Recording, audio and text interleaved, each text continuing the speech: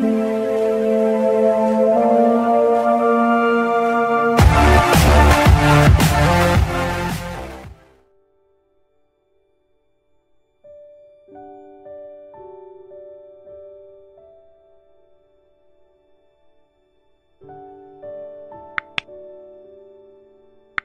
datang di channel ini, sahabat-sahabatku yang terkasih. Pada masa Prapaskah ini atau masa Tobat ini, umat Katolik bertekun di dalam devosi Jalan Salib setiap hari Jumat.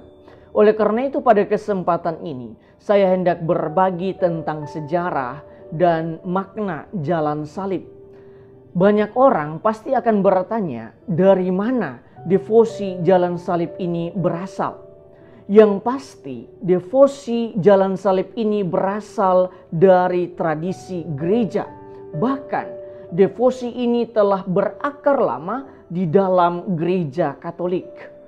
Devosi ini berawal dari tradisi para pesiara yang mengunjungi Yerusalem. Tepatnya sejak abad keempat, zaman Kaisar Konstantin, para pesiara datang ke Yerusalem untuk berdoa, merenungkan, bahkan memeditasikan sengsara Yesus melalui jalan yang sekarang kita kenal dengan nama Via Dolorosa. Inilah salah satu nama yang identik dengan devosi Jalan Salib. Walaupun pada masa itu jalan tersebut belum dinamakan demikian.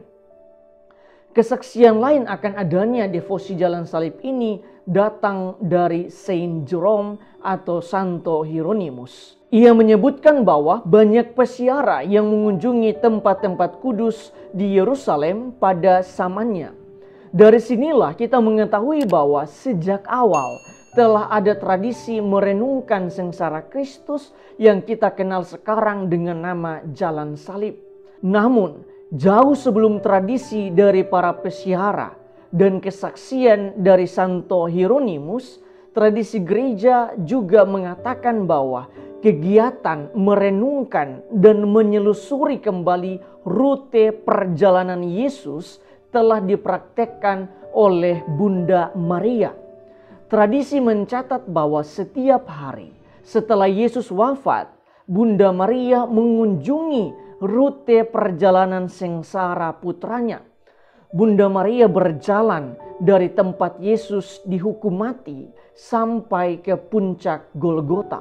Ingatlah bahwa tradisi dan juga kitab suci mencatat Bunda Maria adalah salah satu orang yang setia mengikuti Yesus sepanjang perjalanan salibnya. Bahkan tangan yang pernah menggendong bayi Yesus di Bethlehem juga kini menggendong tubuh Yesus yang tidak lagi bernyawa di bawah salib atau yang biasa kita kenal dengan istilah pieta.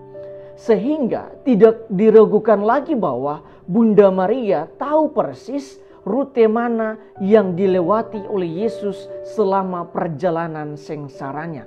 Dalam perjalanan sejarah, tradisi Jalan Salib ini pun berkembang sangat pesat.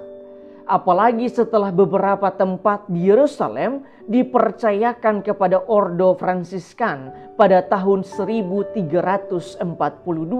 Tradisi ini pun mulai dikenal luas.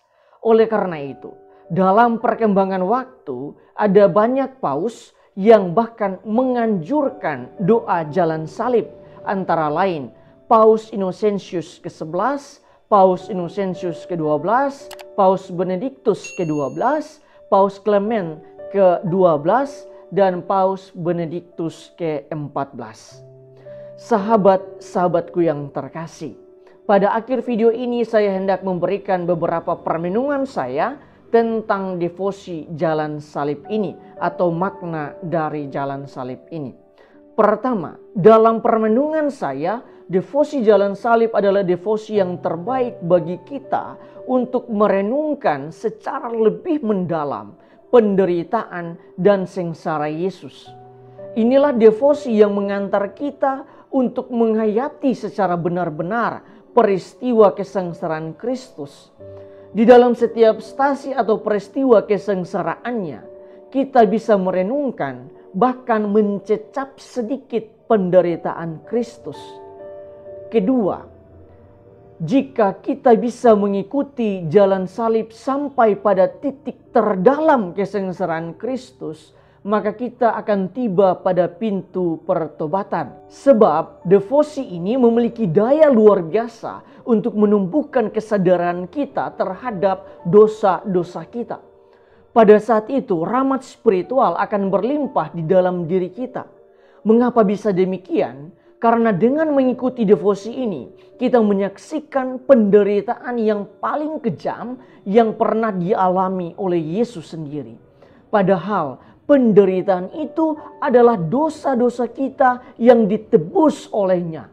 Nabi Yesaya menulis, namun sesungguhnya duka kita ditanggungnya, derita kita dipikulnya. Meskipun kita menganggap dia sebagai orang yang disiksa Allah, dipukul dan direndahkan. Karena dosa-dosa kita dia ditinggalkan, karena kejahatan kita dia diremukkan.